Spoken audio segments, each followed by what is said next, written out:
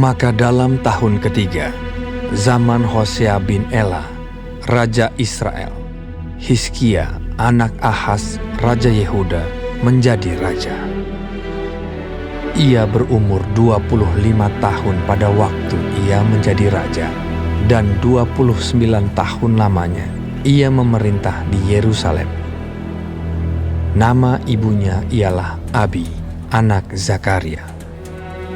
Ia melakukan apa yang benar di mata Tuhan, tepat seperti yang dilakukan Daud, bapa luhurnya.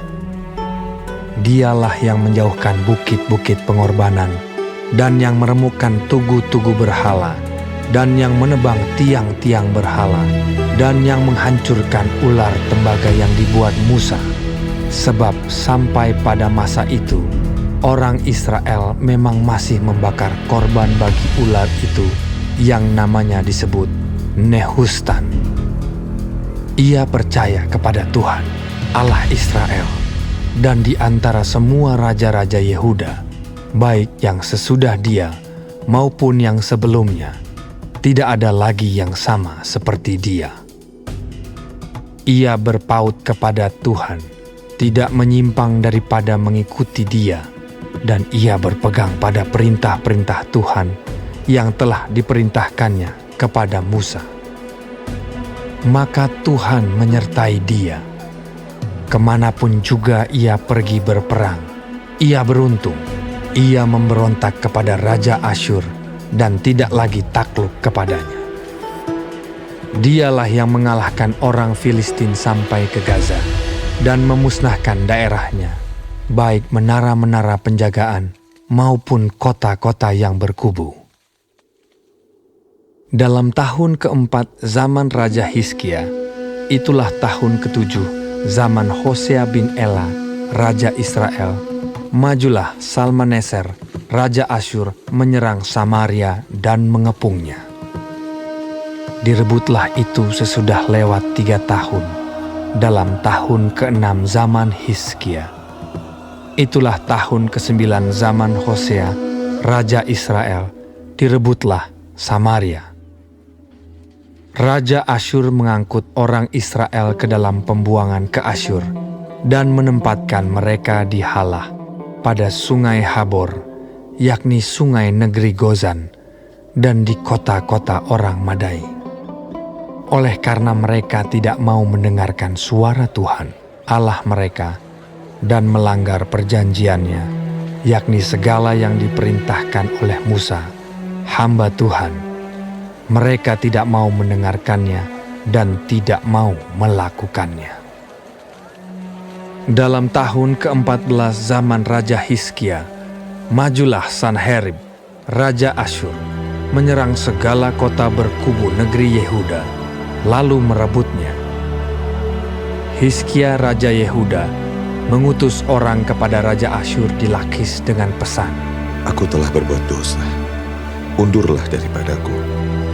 Apapun yang kau bebankan kepadaku akan kupikul." Kemudian Raja Asyur membebankan kepada Hizkia, Raja Yehuda, 300 talenta perak dan 30 talenta emas.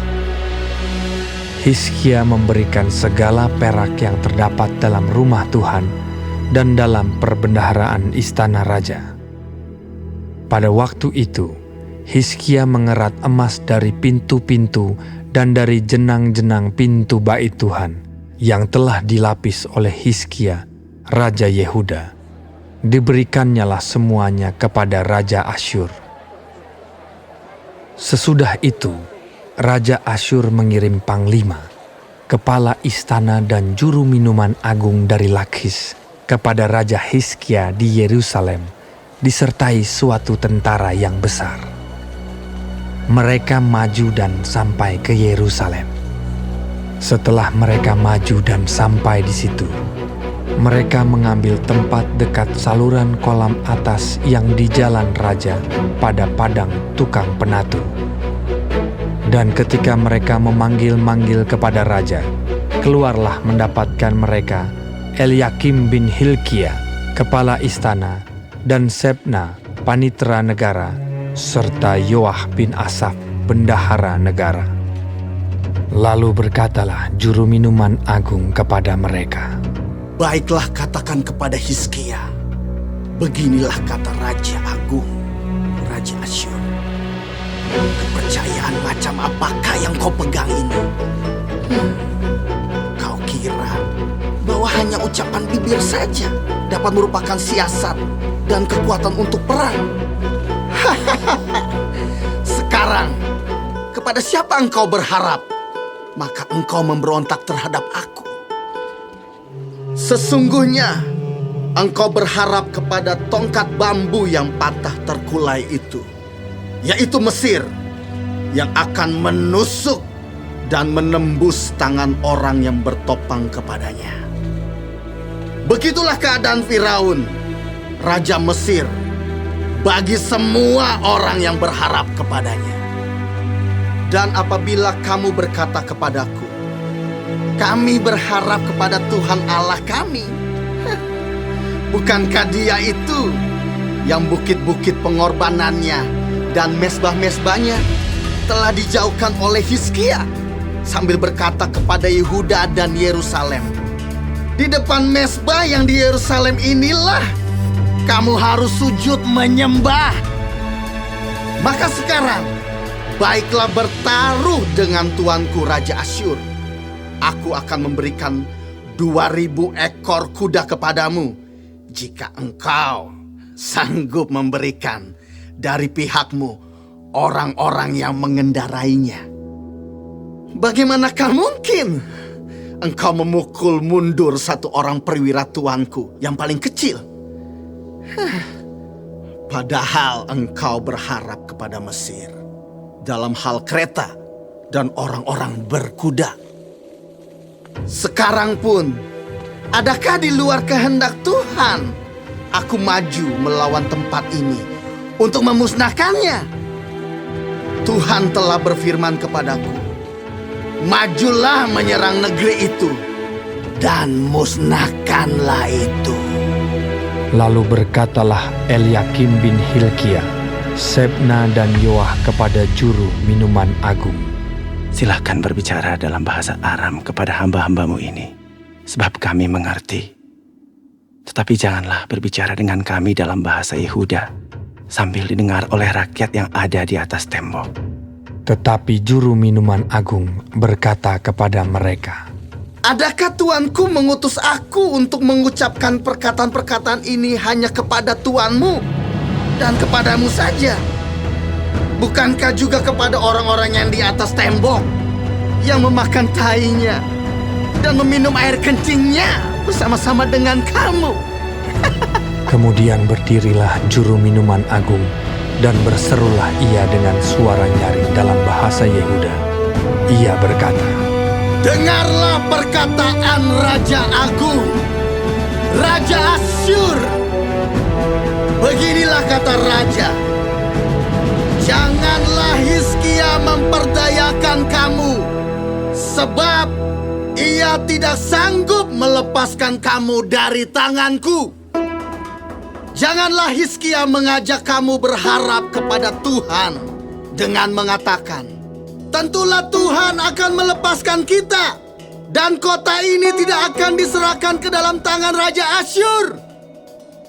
Janganlah dengarkan Hizkia, sebab beginilah kata Raja Asyur, adakanlah perjanjian penyerahan dengan aku, dan datanglah keluar kepadaku.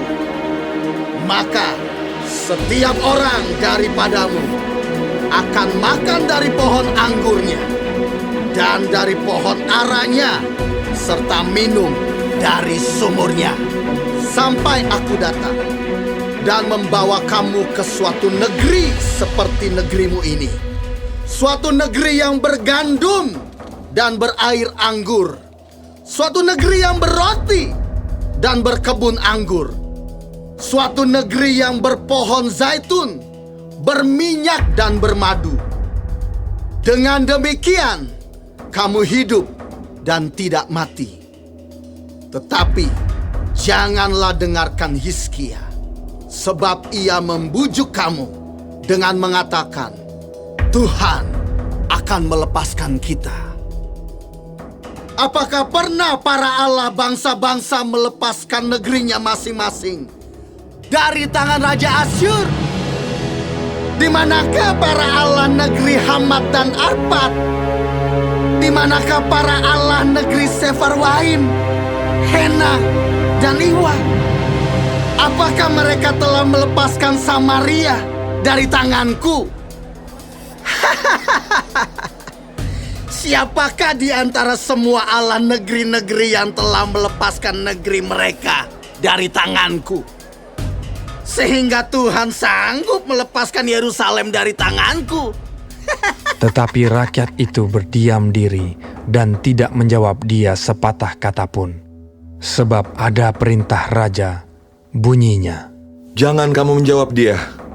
kemudian pergilah Eliakim bin Hilkia, kepala istana, dan Sebna, panitera negara, dan Yoah bin Asaf, bendahara negara, menghadap Hizkia dengan pakaian yang dikoyakkan, lalu memberitahukan kepadanya perkataan juru minuman agung.